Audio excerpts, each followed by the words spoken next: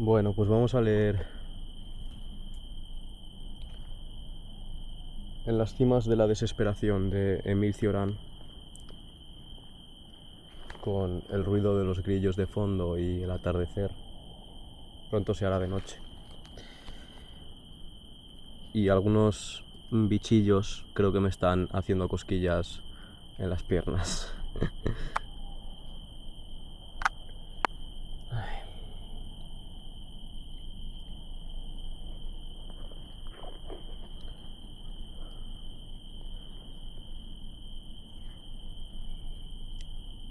En estos lugares nunca hay nadie, nunca.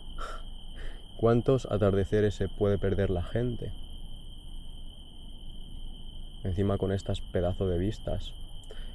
Supongo, esto es algo que he pensado bastante, supongo que muchas de las personas que hay aquí están muy acostumbradas a este lugar, entonces dan por sentado muchas cosas. Muchas se habrán criado aquí y eso significa que desde el principio han tenido todo esto. Forma parte de su realidad circundante y lo dan por hecho. Simplemente es eso, lo dan por hecho. Entonces viene una persona de fuera, aquí, una persona que nunca ha presenciado todo esto, ¿no? Además es mi primera vez en esta región, en Galicia. Y la verdad es que es un lugar precioso, es un lugar muy, muy, muy bonito. Y según me cuentan no he visto nada, porque al final ni siquiera he podido desplazarme un poquito más arriba, un poquito más hacia la costa. Pero bueno, no pasa nada tampoco. Ya habrá tiempo y habrá momentos en los que pueda visitar más lugares y más parajes. Quizá estoy exagerando, esto es simplemente un lugar desde el cual se puede ver más o menos todo este lugar, toda esta villa, pero no sé, resulta asombroso. Siempre me han gustado los espacios, los sitios en los que hay una pequeña colina, una pequeña montaña y se puede ver más o menos a lo lejos las luces, la oreografía, creo que se dice así.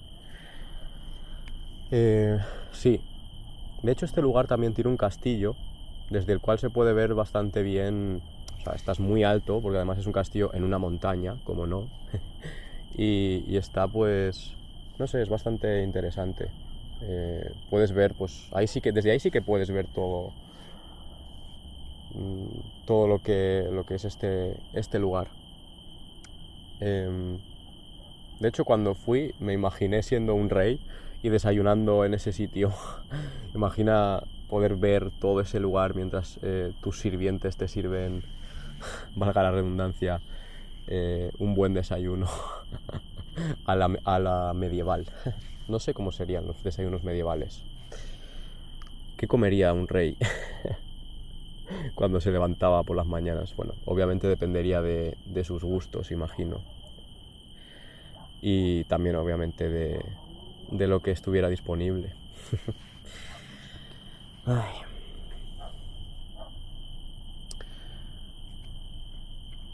El caso es que todo eso, ¿no? De pensar en... O sea, eso me hace pensar lo del tema de venir de fuera y ver todo esto, ¿no? Y que te asombre de una forma muy distinta a como le puede asombrar a otras personas que ya lo dan por sentado.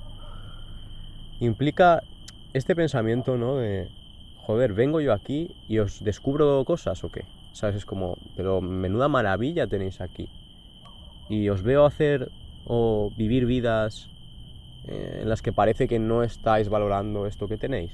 O sea, esto habla un poco de la naturaleza humana, ¿no? De cómo nos acostumbramos tan rápido a lo bueno que asusta.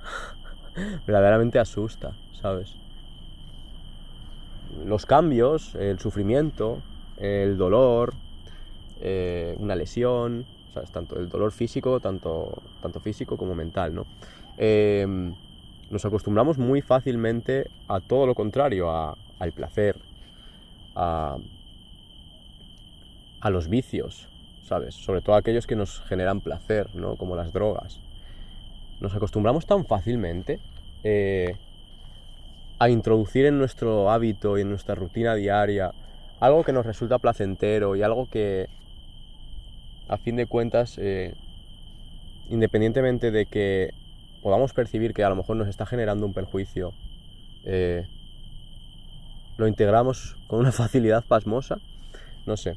Incluso también a personas, ¿no? A personas con las que te puedas llevar muy bien o conectar muy bien, a personas que incluso puedes llegar a amar. Nos acostumbramos tan fácilmente a que esa persona esté en nuestra vida y a que esté apoyándonos, que cuando nos falta es cuando verdaderamente nos damos cuenta de que, hey, todo lo que nos aportaba, ¿no? Todo lo que hacía por nosotros. Sí, es complejo.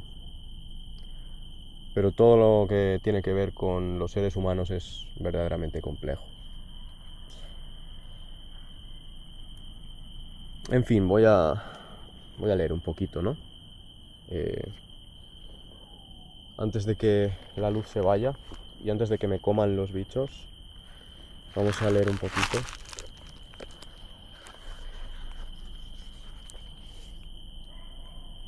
Aunque, a ver cómo leo, porque hay poquita luz. Bueno, puedo usar la luz del móvil. Vale.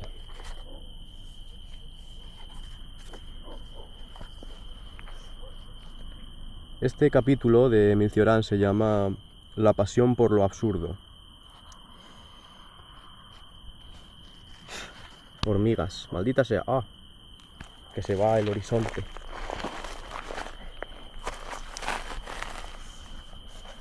Nada podría justificar el hecho de vivir. ¿Cómo, habiendo explorado nuestros propios extremos, seguir hablando de argumentos, causas, efectos o consideraciones morales? Es imposible, puesto que no quedan entonces para vivir más que razones carentes de todo fundamento. En el apogeo de la desesperación, solamente la pasión por lo absurdo orna aún el caos con un resplandor demoníaco. Cuando todos los ideales corrientes, sean morales, estéticos, religiosos, sociales o de cualquier otra clase, no logran imprimir a la vida una dirección y una finalidad, ¿cómo preservarla del vacío? La única manera de lograrlo consiste en aferrarse a lo absurdo y a la inutilidad absoluta, a esa nada fundamentalmente inconsistente cuya ficción es susceptible, sin embargo, de crear la ilusión de la vida. Vivo porque las montañas no saben reír ni las lombrices cantar. La pasión por lo absurdo nace únicamente en el individuo que lo ha expiado todo, pero que es capaz de soportar terribles transfiguraciones futuras. A quien lo ha perdido todo, solo le queda esa pasión. ¿Qué podría en adelante seducirle? Algunos responderán que el sacrificio en nombre de la humanidad o del bien público, el culto de lo bello, etc. Yo solo soporto a aquellos seres humanos que han renunciado a experimentar, aunque solo sea provisionalmente, todos esos sueños. Ellos son los únicos que han vivido de manera absoluta, los únicos habilitados para hablar de la vida. Si pueden hallarse de nuevo el amor y la serenidad, ello es posible mediante el heroísmo y no mediante la inconsistencia. Toda existencia que no contenga una gran locura carece de valor. ¿En qué se diferencia una existencia semejante de la de una piedra, o un palo, o una mala hierba? Lo afirmo con total honestidad. Hay que ser objeto de una gran locura para querer ser piedra, palo o mala hierba.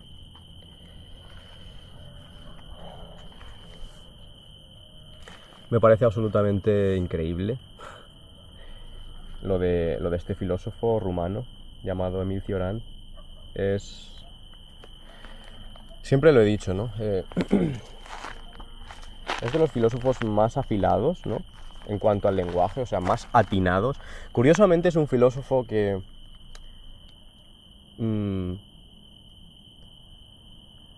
es irracionalista, es decir, y es muy metafórico al estilo de Nietzsche, ¿no? Son ese tipo de filósofos que utilizan metáforas que no se expresan de una forma sistemática, de una forma, o sea, con una pretensión de sistematización idealista o algo por el estilo. Simple y llanamente buscan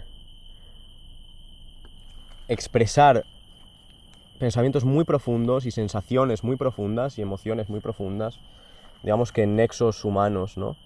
Puntos de unión entre todos los seres humanos en su experiencia vital y subjetiva, pero de una manera muy metafórica, que es la única manera realmente de expresar este tipo de cuestiones, ¿sabes? Porque son cuestiones que, al ser precisamente emocionales, pasionales, muy profundamente subjetivas, es imposible expresarlas con palabras, son inefables.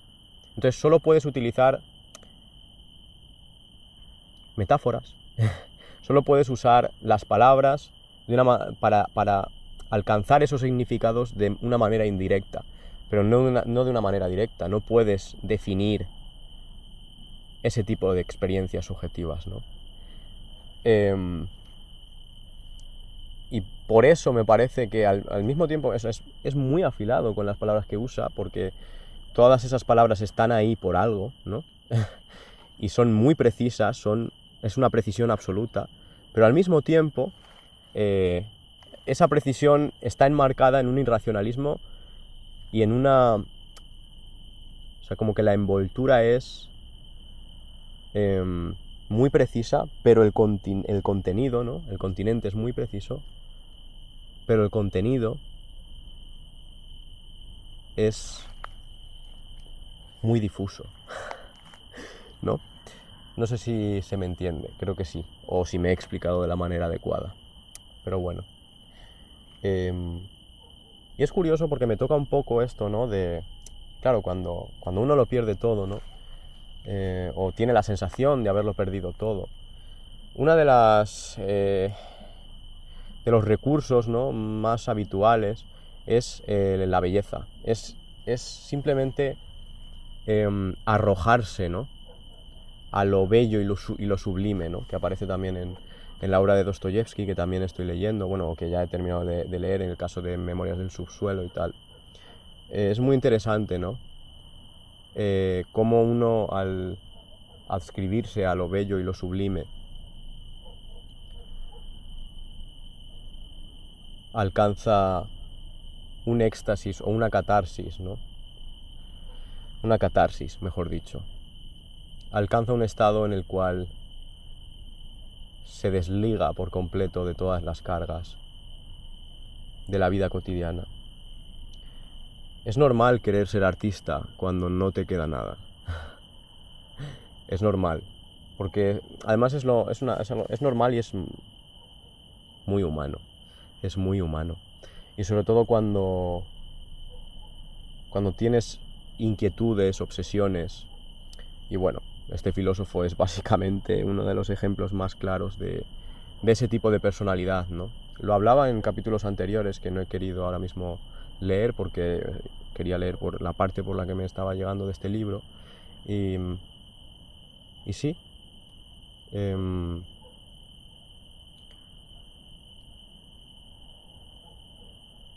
ahí puedes ver, ¿no?, ese tipo de personalidad, de conciencia exacerbada, como diría Dostoyevsky, ¿no?, o como dice el propio Cioran, ¿no?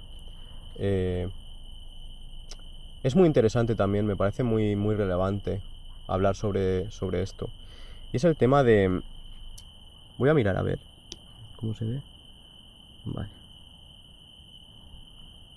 Es el tema de ese tipo de personalidad, ¿no? O sea, como que podríamos agrupar, o sea, por ponernos así un poco en un ideal, ¿no? Podríamos agrupar en dos, ¿sabes? Podríamos agrupar en dos grandes grupos a la humanidad, ¿no? Se suele hacer mucho estas cosas, ¿no?, de separar en dos.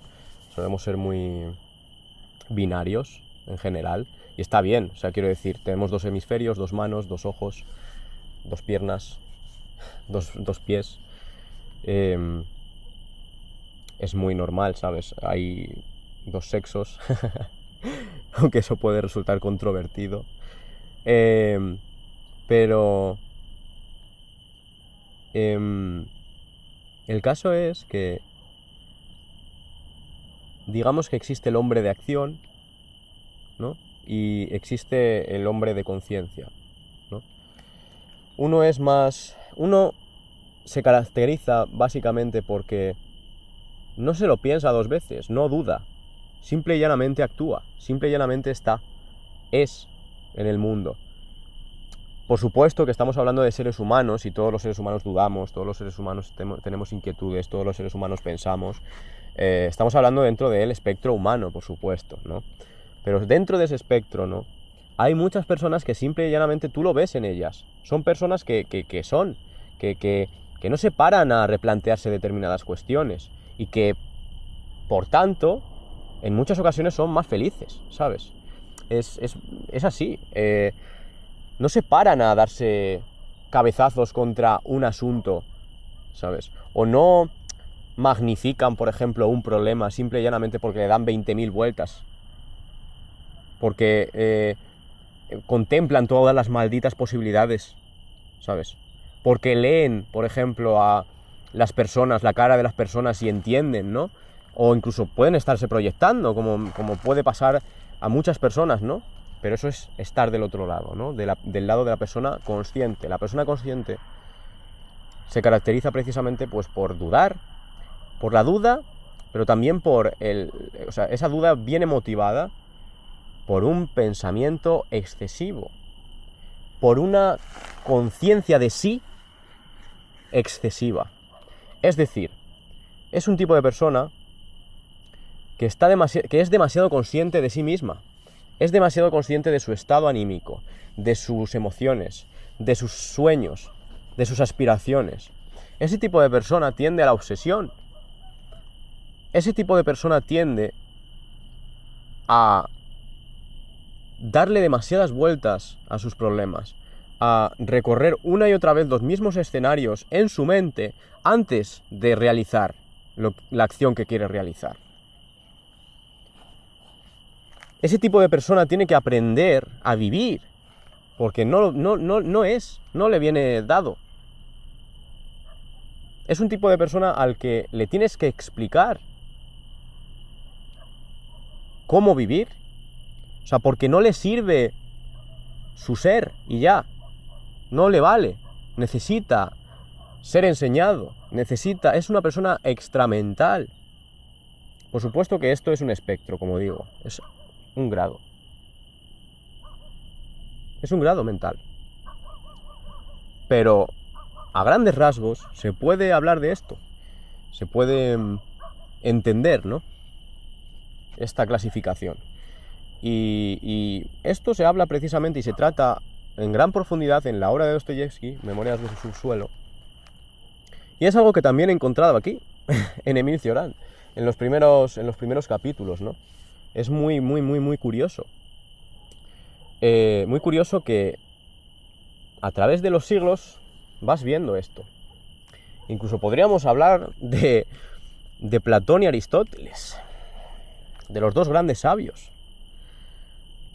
Podríamos decir que uno era extramental y el otro, ambos eran sabios y ambos eran filósofos, por lo tanto, pues en fin, el nivel de conciencia exacerbada pues estaba en ambos, se presentaba en ambos, pero digamos que son las dos grandes, o sea, es la gran división, ¿no? ¿En qué centras tú tu pensamiento, ¿no? ¿Hacia dónde estás dirigiendo tu mirada, ¿no? Pero bueno,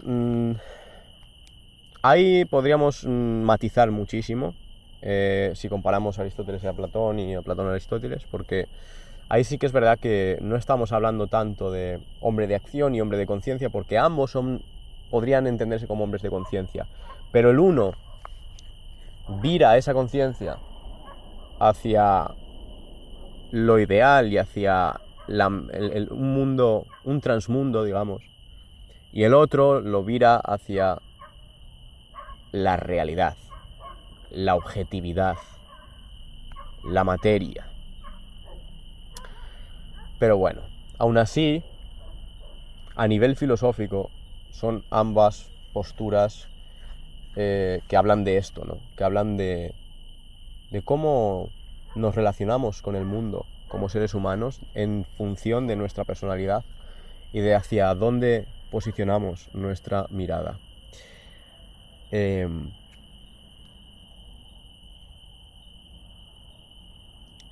Es curioso porque, para que se entienda, ¿no? Claro, un hombre de acción nunca va a envidiar a un hombre de conciencia. ¿Por qué?